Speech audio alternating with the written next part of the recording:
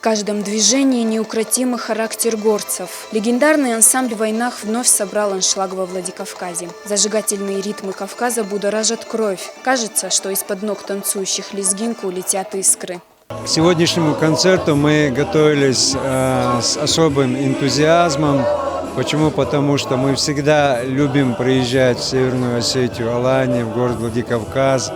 Почему? Потому что здесь очень любят, ценят хореографическое искусство. И самое главное, разбираются, что такое танец, какое его достоинство.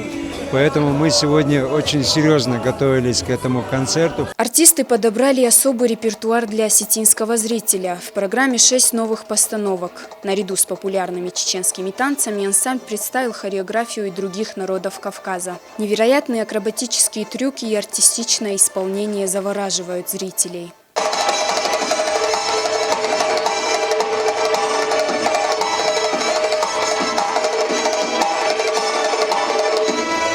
Гвоздь концертной программы – танец с кинжалами. Танцор Адам Шабаев исполняет его уже не первый год на самых разных сценах мира. Своей яркой харизмой и высоким мастерством он покорил зрителей.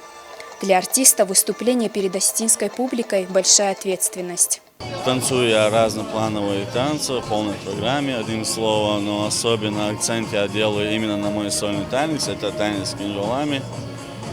Работаю. Сегодня, если честно, я чуть-чуть волнуюсь. У меня сегодня дебютные трюки новые, которые я еще не делал на сцене. Постараемся сегодня сделать и понравиться зрителю.